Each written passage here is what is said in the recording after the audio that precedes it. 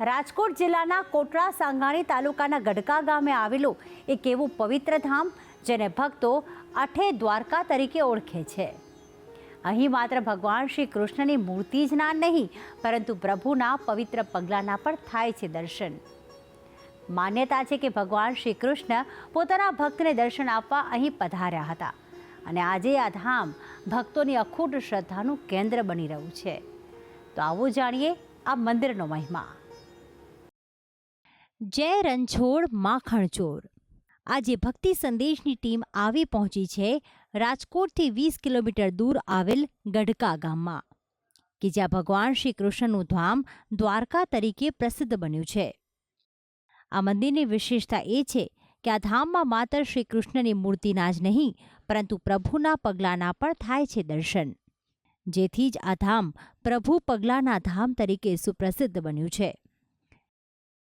એક માન્યતા પ્રમાણે ભગવાન શ્રી કૃષ્ણ ઘોડા પર સવાર થઈને પોતાના ભક્તને દર્શન આપવા અહીંયા આવ્યા હતા। આ પવિત્ર સ્થળે પૂનમના દિવસે ભક્તોની ભારે ભીડ જોવા મળે છે। શ્રદ્ધાળુઓ અહીં ભગવાન શ્રી કૃષ્ણની મૂર્તિના અને પ્રભુ પગલાંના દર્શન કરીને ધન્યતાનો અનુભવ કરે છે। એટલે અહીંયા દ્વારકાનો નાથ અહીંયા એમને દર્શન દીધા, એટલે અમે હાવ ભાઈઓ ભક્તો, અમે સંતો ભક્તો અહીંયા દ્વારકા જઈ નહીં પહોંચીએ। આપણે તો કીધું છે ને ભગવાન માટે કે ગરીબ માણસોને ભગવાન હામાં આવે છે, મનોકામના ભગવાન અમારી પૂરી કરે। વિશ્વાસ, શ્રદ્ધા, ભરોસો મોટો, એક ભરોસે એક શ્રદ્ધાએ તમે એક જ ભગવાનનું લ્યો કે આજ અમને શ્રદ્ધા વિશ્વાસ છે તો અહીંયા ઠાકર રજૂ છે। જો આ મંદિરના ઇતિહાસની વાત કરીએ તો અંદાજે 450 વર્ષ પહેલા જસદણના આંબડી ગામના શ્રદ્ધાળુઓનો એક સંઘ પદયાત્રા કરીને દ્વારકા જઈ રહ્યો હતો, જેમાંના એક શ્રદ્ધાળુ મૂળા ભગતને શ્રી કૃષ્ણ પર અપાર આસ્થા હતી। મૂળા ભગતે પોતાના હાથમાં તુલસીનો છોડ લઈને દ્વારકા જવાનો સંકલ્પ કર્યો હતો। તે સમયે શ્રદ્ધાળુઓનો આ સંઘ રાતવાસો કરવા ગઢકા ગામમાં રોકાયો હતો। ત્યારે મૂળા ભગતની અપાર શ્રદ્ધા જોઈને શ્રી કૃષ્ણ દ્વારકાથી ગઢકા આવીને મૂળા ભગતને દર્શન આપી તેની માનતા પૂર્ણ થયાનું જણાવ્યું હતું। ત્યારે મૂળા ભગતે ભગવાનને જણાવ્યું કે હે પ્રભુ, તમે મને દર્શન આપ્યા છે, તેવી વાત હું સવારે અન્ય લોકોને કહીશ તો બધા મારી હસી ઉડાવશે, તો તમે મને દર્શન આપ્યા તેનું પ્રમાણ આપતા જાઓ।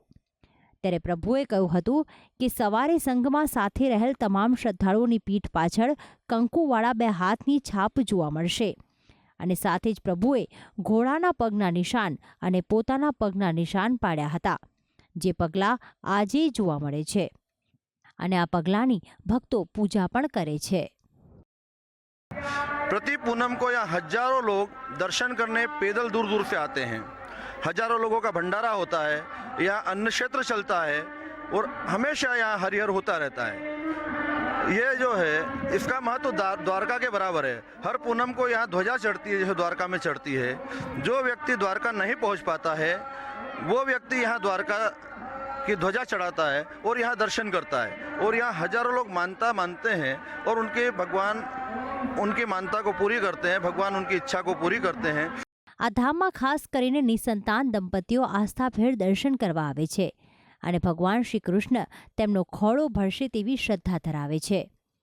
આ ધામમાં બાળકોના ફોટા પણ લગાવવામાં આવ્યા છે કે જેમણે પ્રભુની કૃપાથી આ દુનિયામાં જન્મ લીધો હોય। આ સ્થળે ગુજરાતના અલગ અલગ વિસ્તારમાંથી શ્રદ્ધાળુઓ પૂનમના દિવસે ઉમટી પડે છે। જે ભક્તોએ દ્વારકા ધજા ચડાવવાની માનતા કરેલી હોય તે ભક્તો ગઢકા ગામના મંદિરમાં પણ ધજા ચડાવે છે અને ભગવાન શ્રી કૃષ્ણ તેમની માનતાને સ્વીકારી લેતા હોવાની પણ શ્રદ્ધાળુઓ આસ્થા ધરાવે છે।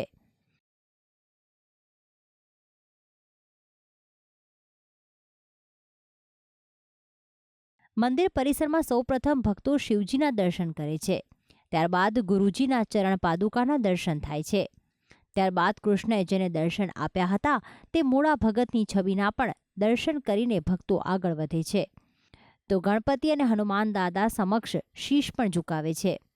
જે બાદ ભક્તો ભગવાન શ્રી કૃષ્ણની મૂર્તિના દર્શન કરીને પ્રભુ ઘોડે સવાર થઈને પધાર્યા તે વખતે જમીનમાં પડેલા ઘોડાના ડાબલાના નિશાનના દર્શન કરીને પ્રભુ પગલાંની પૂજા કરે છે। તો આમ રાજકોટના કોટડા સાંગાણીમાં આવેલ પ્રભુ પગલાંનું આ ધામ ભક્તોની આસ્થાનું પ્રતીક છે। ભક્તિ સંદેશ, સંદેશ ન્યૂઝ, કોટડા સાંગાણી, રાજકોટ।